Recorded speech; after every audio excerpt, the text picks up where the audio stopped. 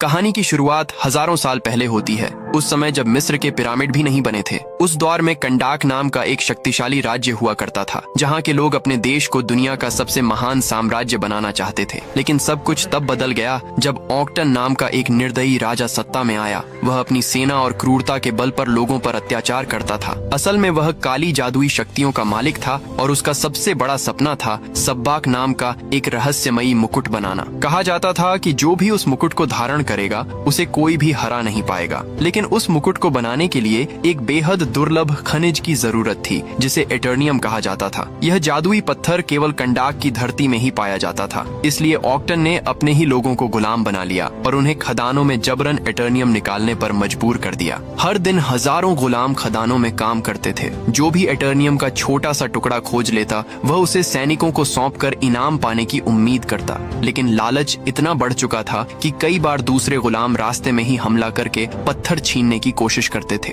ऐसे ही एक दिन याओ नाम का एक गुलाम एटर्नियम का टुकड़ा लेकर भाग रहा था, जबकि कई लोग उसका पीछा कर रहे थे। तभी हारू नाम का एक बहादुर लड़का उसकी मदद करता है और उसे सुरक्षित सैनिकों तक पहुंचा देता है। याओ को लगता है कि अब उसे उसका इनाम मिलेगा, लेकिन सैनिक अचानक उसके पेट में तलवार घोंप देता है और उसे चट्टान से नीचे फेंक देता है। यह भयानक दृश्य देखकर हारू पूरी तरह हिल जाता है। उसका पिता तुरंत उसे वहां से दूर ले जाता है, लेकिन हारू के मन में एक बात हमेशा से थी। वह अपने लोगों को इस गुलामी से आजाद कराना चाहता था। उसके पिता उसे समझाते हैं कि उससे पहले भी कई लोगों ने विद्रोह करने की कोशिश की थी और सभी मौत के घाट उतार दिए गए थे। फिर भी हारू हार मानने वाला नहीं था। उसे विश्वास था कि अगर लोग एकजुट हो जाएं तो इस अत्याचार का अंत किया जा सकता है। एक दिन हारू अचानक सैनिकों के सामने पहुंच जाता है। वह उनके हाथ से एटर्नियम का टुकड़ा छीन लेता है और उसी से पत्थर पर आजादी का प्रतीक चिन्ह बना देता है। यह दृश्य देखते ही लोगों के अंदर वर्षों से दबा हुआ विद्रोह जाग उठता है। पहली बार उन्हें लगता है कि वे भी अपनी किस्मत बदल सकते हैं। लेकिन राजा ऑक्टन समझ जाता है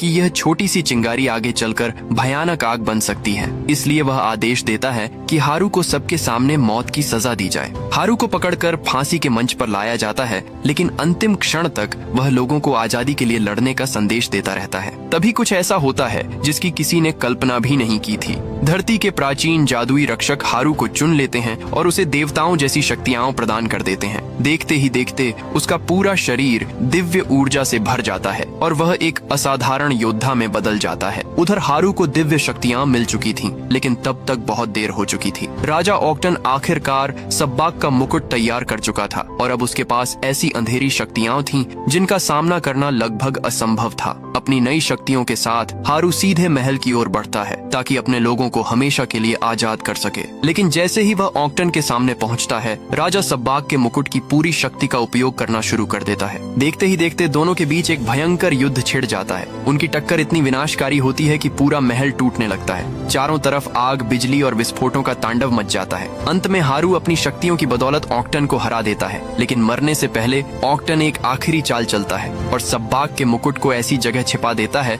जहां कोई भी इंसान उसे कभी न ढूंढ सके। इसके बाद हारू भी रहस्यमयी तरीके से गायब हो जाता है। हजारों साल बाद कहानी वर्तमान समय में पहुंचती है। अब कंडाक पर इंटरगैंग नाम का एक विदेशी आतंकवादी संगठन कब्जा कर चुका है। शहर के हर कोने पर उनके सैनिक तैनात और लोगों को कहीं भी जाने के लिए पहचान पत्र दिखाना पड़ता है। इसी दौरान अमन नाम का एक 14 साल का लड़का अपने स्केटबोर्ड पर सवार होकर चुपके से सीमा पार करने की कोशिश करता है, लेकिन सैनिक उसे पकड़ लेते हैं और लाइन में लगने का आदेश देते हैं। अमन गुस्से में जवाब देता है, लेकिन उसके पास कोई दूसरा रास्ता नहीं होता। उसी समय करीम नाम का एक आदमी अपनी वैन लेकर चेक पोस्ट से गुजर रहा होता है। सैनिक जब अपने डिवाइस में वांटेड अपराधियों की सूची देखते हैं तो उन्हें एड्रियाना की तस्वीर दिखाई देती है, लेकिन उन्हें पता नहीं होता कि एड्रियाना उसी वैन के अंदर छिपी हुई है। अमन वास्तव में उसका बेटा है और वह भी अपनी माँ के साथ मिशन पर जाना चाहता है, लेकिन एड्रियाना उसे घर लौट जाने के लिए कह देती है। कुछ देर बाद एड्रियाना, उसका भाई करीम और उनका साथी समीर एक पुराने नक्शे के सहारे उस पहाड़ तक पहुँचते हैं जहाँ सब्बाक का मुकुट छिपा होने की बात कही जाती है। रास्ते में एड्रियाना अपने गले में पहने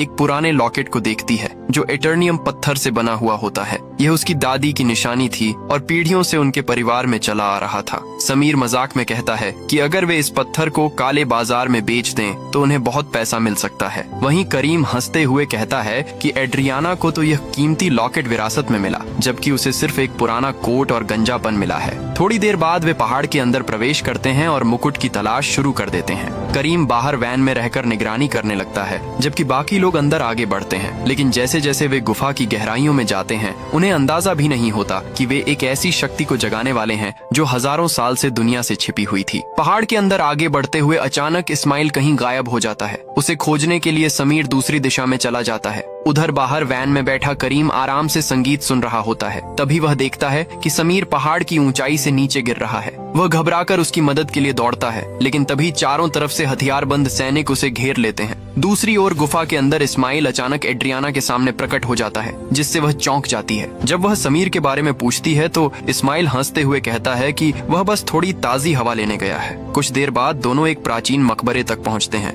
जहां सदियों से छिपा हुआ सब्बाक का मुकुट रखा होता है। मुकुट दो विशाल चट्टानों के बीच रखा हुआ था। एड्रियाना जोखिम उठाते हुए उन चट्टानों के बीच छलांग लगाती है और आखिरकार मुकुट अपने हाथों में ले लेती है। लेकिन जैसे ही वह ऐसा करती है, सैनिक गुफा के अंदर पहुंच जाते हैं और इस्माइल को पकड़ लेते हैं। वह एड्रियाना से भागने के लिए चिल्लाता है, लेकिन सैनिकों का नेता करीम के सिर पर बंदूक तान देता है। अपने भाई की जान बचाने के लिए एड्रियाना मजबूर होकर आत्मसमर्पण कर देती है। उसी समय वह प्राचीन मकबरे के सामने घुटनों के बल बैठती है और एक रहस्यमयी मंत्र बोलती है। अचानक पूरी गुफा तेज रोशनी से भर जाती है। अगले ही पल एक रहस्यमयी योद्धा वहां प्रकट होता है। वह एक सैनिक को हवा में उठा लेता है और बिजली के झटकों से उसे मार डालता है। बाकी सैनिक तुरंत उस पर गोलियां चलाने लगते हैं, लेकिन उनकी गोलियों का उस पर कोई असर नहीं होता। इस अफरा तफरी का फायदा उठाकर एड्रियाना और करीम वहां से भाग निकलते हैं। दूसरी तरफ वह रहस्यमयी योद्धा अपनी अविश्वसनीय गति और शक्तियों से सभी सैनिकों का सफाया कर देता है। भागते समय अचानक एक विशाल चट्टान एड्रियाना के ऊपर गिरने वाली होती है, लेकिन आखिरी क्षण में वही योद्धा उसकी जान बचा लेता है। अब सच्चाई सामने आती है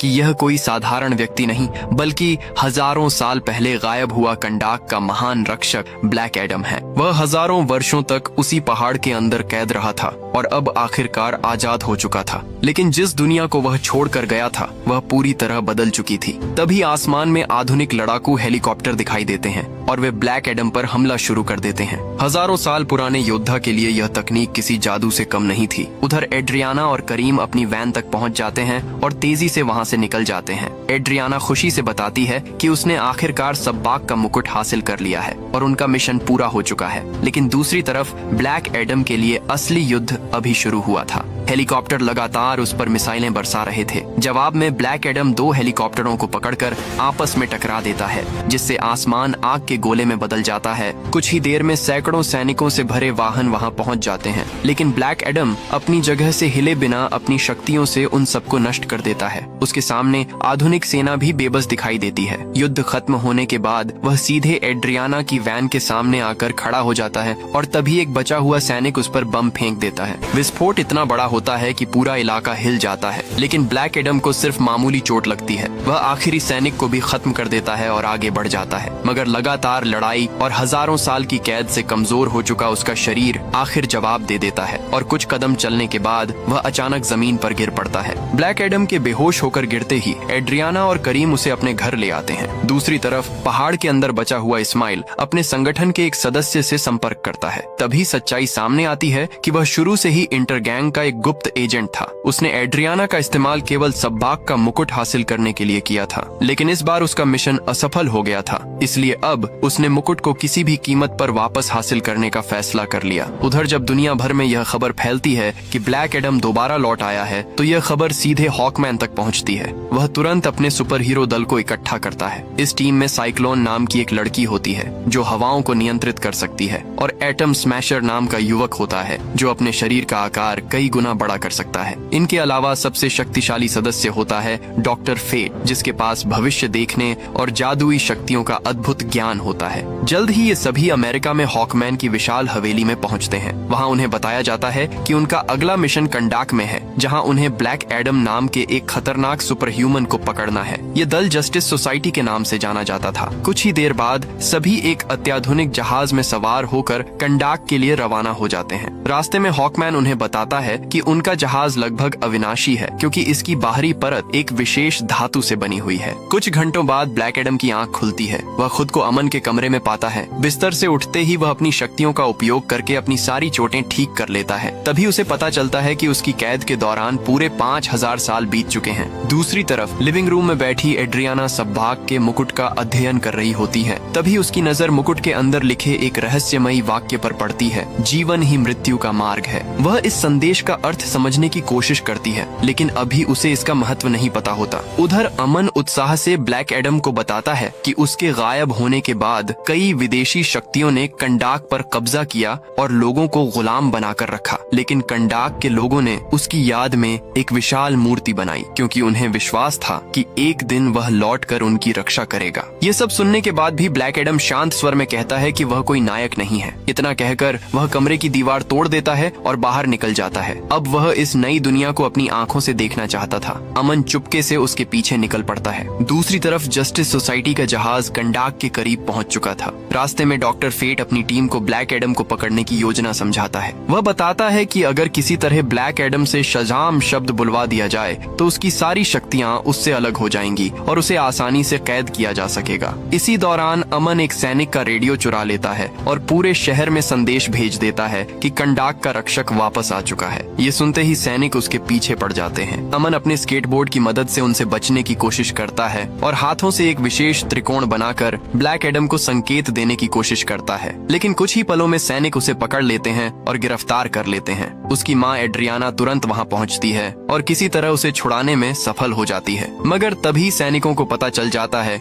कि एड्रियाना भी वांटेड अपराधी है। अब वे दोनों दोबारा खतरे में पड़ जाते हैं। तभी अचानक ब्लैक एडम वहाँ पहुँच जाता है और कुछ ही सेकंड में हालात पूरी तरह बदल जाते हैं। ब्लैक एडम के पहुँचते ही सैनिक उसे घेर लेते हैं। उनमें से एक सैनिक लोहे की भारी रॉड उठाकर उसके सिर पर पूरी ताकत से वार करता है, लेकिन इसका ब्लैक एडम पर कोई असर नहीं होता। वह उसी सैनिक को पकड़कर सैकड़ों फीट दूर हवा में फेंक देता है। यह देखकर बाकी सैनिक घबरा जाते हैं और उस पर गोलियों की बौछार कर देते हैं, मगर गोलियां उसके शरीर से टकराकर बेअसर गिर जाती हैं। अगले ही पल ब्लैक एडम बिजली की गति से एक एक करके सभी सैनिकों का सफाया कर देता है। अमन और एड्रियाना ये सब देखकर हैरान रह जाते हैं। इसी दौरान ब्लैक एडम दो सैनिकों को पकड़कर आसमान में उड़ रहा होता है कि तभी उसके सामने एक विशाल उड़ने वाला जहाज आ जाता है। ये जस्टिस सोसाइटी का जहाज था। ब्लैक एडम उन सैनिकों को नीचे गिरा देता है, लेकिन उसी समय हॉकमैन जहाज से छलांग लगाकर उन्हें बचा लेता है। हवा में ही वह अपना विशेष सूट सक्रिय करता है और दोनों सैनिकों को सुरक्षित जमीन पर पहुंचा देता है, लेकिन उसकी यह बहादुरी ज्यादा देर तक काम नहीं आती, क्योंकि ब्लैक एडम तुरंत बिजली का हमला करके दोनों सैनिकों को खत्म कर देता है। कुछ ही क्षणों बाद डॉक्टर फेट भी वहां पहुंच जाता है। वह शांत स्वर में ब्लैक एडम से आत्मसमर्पण करने के लिए कहता है, लेकिन ब्लैक एडम गर्व से जवाब देता है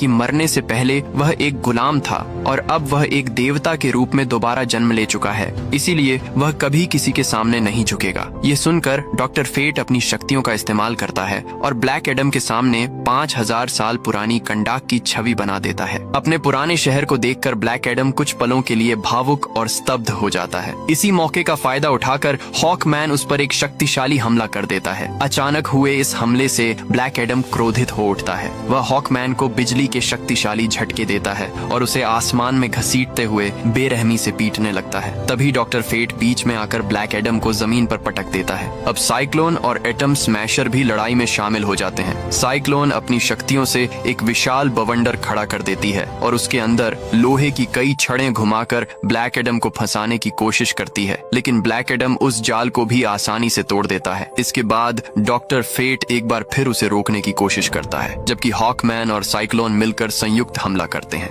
लगातार हो रहे हमलों से ब्लैक एडम का गुस्सा चरम पर पहुंच जाता है। वह अपनी पूरी शक्ति एक साथ छोड़ देता है और एक ही झटके में अपने सभी दुश्मनों को पीछे फेंक देता है। उसे लगता है कि अब लड़ाई खत्म हो चुकी है, लेकिन तभी एटम स्मैशर अपने विशाल आकार में आकर उसे एक ऐसा मुक्का मारता है कि उसकी पसलियां तक हिल जाती हैं। फिर भी ब्लैक एडम तुरंत उठ खड़ा होता है और एक ही वार में एटम स्मैशर को बेहोश कर देता है। अब लड़ाई पूरी तरह समाप्त हो चुकी थी। आसपास मौजूद कंडाक के लोग ब्लैक एडम के समर्थन में नारे लगाने लगते हैं और उसकी जीत का जश्न मनाते हैं। दूसरी तरफ डॉक्टर फेट अपनी टीम को रोकते हुए कहता है कि फिलहाल ब्लैक एडम का पीछा करना बेकार है, क्योंकि उनमें से कोई भी उसे हराने की ताकत नहीं रखता। इसके बाद वह अपनी टीम के साथ एड्रियाना के पास जाता है, क्योंकि उसने अपने एक दर्शन में देखा था कि सब्बाक का मुकुट उसी के पास है। लेकिन एड्रियाना उनसे साफ कह देती है कि उसके पास कोई मुकुट नहीं है। उधर एक बड़ा रहस्य सामने आता है। जब जस्टिस सोसाइटी और ब्लैक एडम के बीच युद्ध चल रहा था, उसी दौरान अमन चुपके से सब्बाक का मुकुट उठा चुका था और उसे अपने बैग में छिपाकर घर ले आया था।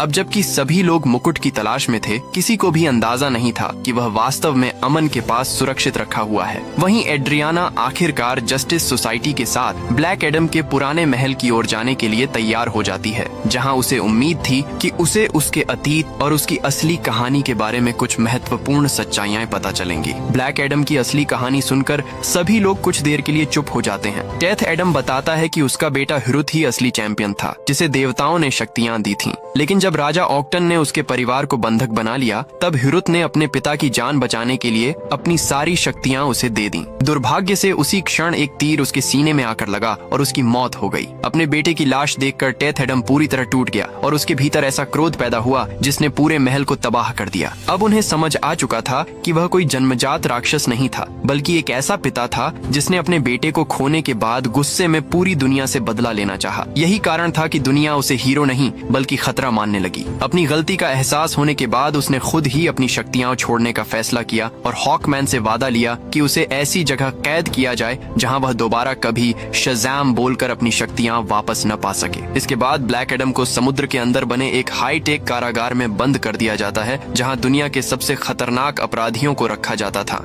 दूसरी तरफ जस्टिस सोसाइटी को लगता है कि उनका मिशन खत्म हो चुका है, लेकिन तभी घटनाएं एक नया मोड़ लेती हैं। फेट लगातार भविष्य की एक ही झलक देख रहे थे, मानो कोई बहुत बड़ा खतरा अभी भी बाकी हो। उधर एड्रियाना भी परेशान थी। तभी उसे क्राउन पर लिखे हुए शब्द याद आते हैं। वह समझ जाती है कि इस्माइल की असली योजना मरना थी, ताकि वह क्राउन की शक्ति से दोबारा जीवित होकर एक और भी भयानक रूप में लौट सके। जैसे ही वह इस रहस्य को समझती है, अचानक क्राउन गायब हो जाता है और समुद्र की गहराइयों से एक नया दानव जन्म लेता है। इस्माइल अब इंसान नहीं रहा था, वह सबैक बन चुका था, एक ऐसा राक्षस जिसके पास नरक की शक्तियां थीं और जो पूरे कंडाक को अपने कब्जे में लेने वाला था। उधर समुद्र के नीचे बनी उस हाईटेक जेल में ब्लैक एडम अपनी शक्तियों के बिना कैद था। तभी डॉ फेट का संदेश उसके पास पहुंचता है और वह समझ जाता है कि कंडाक एक बार फिर विनाश के कगार पर खड़ा है। जेल के गार्ड उसे रोकने की कोशिश करते हैं, लेकिन टेथ एडम बिना अपनी शक्तियों के भी बेहद खतरनाक था। वह सभी गार्ड्स को हराकर समुद्र में छलांग लगा देता है और तेजी से कंडाक की ओर बढ़ता है। फेट और सबैक की भयानक लड़ाई जारी रहती है। फेट अपनी पूरी शक्ति झोंक देता है, लेकिन सबैक की अंधेरी ताकत लगातार बढ़ती जा रही थी। आखिरकार सबैक एक घातक हमला करता है, जिससे फेट बुरी तरह घायल हो जाता है। जब हॉकमैन अपने दोस्त तक पहुंचता है, तब तक बहुत देर हो चुकी होती है। फेट मुस्कुराते हुए अपने दोस्त को आखिरी बार देखता है और फिर हमेशा के लिए इस दुनिया को अलविदा कह देता है। फेट की मौत के बाद सबैक कंडाक के सिंहासन पर बैठ जाता है और अपनी पूरी शक्ति का इस्तेमाल करते हुए नरक के द्वार खोल देता है। देखते ही देखते हजारों भयानक दानव और ज़ॉम्बी शहर में फैल जाते हैं और आम लोगों पर हमला करने लगते हैं। पूरे शहर में चीख पुकार मच जाती है, लेकिन इस बार कंडाक के लोग डरकर भागते नहीं हैं। एड्रियाना और करीम लोगों को हिम्मत देते हैं और लड़ने के लिए प्रेरित करते हैं। अमन भी शहर के लोगों को एकजुट होने का संदेश देता है। तभी अचानक समुद्र की दिशा से एक जोरदार बिजली आसमान को चीरती हुई दिखाई देती है। अगले ही पल ब्लैक एडम वापस लौटता है। वह पूरे आत्मविश्वास के साथ शज़म बोलता है और उसकी सारी दिव्य शक्तियां फिर से उसके शरीर में लौट आती। अब अंतिम युद्ध शुरू होने वाला था, जिसमें कंडाक की किस्मत तय होनी थी। ब्लैक एडम के वापस आते ही पूरे युद्ध का रुख बदल जाता है। सबैक समझ चुका था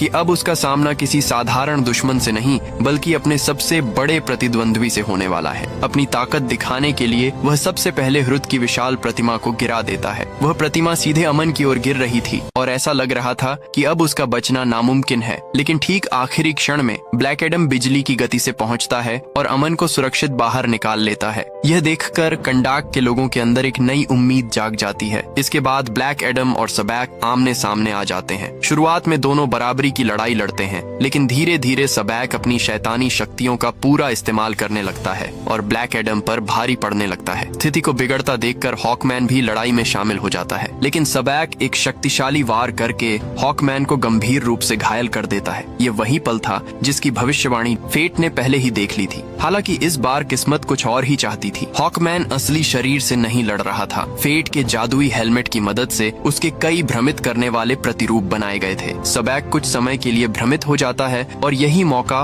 ब्लैक एडम को मिल जाता है। वह अपनी पूरी शक्ति एक ही जगह केंद्रित करता है, फिर बिजली की तरह आगे बढ़कर सबैक को पकड़ लेता है। कुछ ही क्षणों बाद वह अपनी अपार ताकत से सबैक के शरीर को 2 हिस्सों में चीर देता है। जैसे ही सबैक मरता है, उसकी सारी अंधेरी शक्ति खत्म हो जाती है। नरक से आए सभी ज़ॉम्बी और दानव भी उसी क्षण गायब हो जाते हैं। पूरे कंडाक में जीत की खुशी फैल जाती है और लोग अपने रक्षक के नाम के नारे लगाने लगते हैं। अब वर्षों बाद कंडाक सचमुच आजाद था। सबैक की हार के बाद पूरे कंडाक में जश्न का माहौल बन जाता है। दूसरी तरफ हॉकमैन भी ब्लैक एडम के पास आता है। शुरुआत में दोनों एक दूसरे के दुश्मन थे और उनकी सोच बिल्कुल अलग थी। दोनों एक दूसरे की ओर हाथ बढ़ाते हैं और दुश्मनी की जगह सम्मान ले लेता है। उधर फेट की कुर्बानी को कोई नहीं भूल पाता। जिस हेलमेट ने हजारों वर्षों तक उसे शक्तियां दी थीं, वह अपना काम पूरा करने के बाद धीरे धीरे गायब होने लगता है। जस्टिस सोसाइटी के सभी सदस्य अपने खोए हुए साथी को याद करते हैं। अब जस्टिस सोसाइटी के पास ब्लैक एडम को गिरफ्तार करने की कोई वजह नहीं बची थी, इसलिए वे अपना मिशन खत्म करके वापस अमेरिका लौटने का फैसला करते हैं। जाते समय हॉकमैन ब्लैक एडम से कहता है कि अगर भविष्य में दुनिया को उसकी जरूरत पड़ी तो वे फिर मिलेंगे। इसी के साथ ब्लैक एडम की यह महाकाव्य कहानी समाप्त होती है।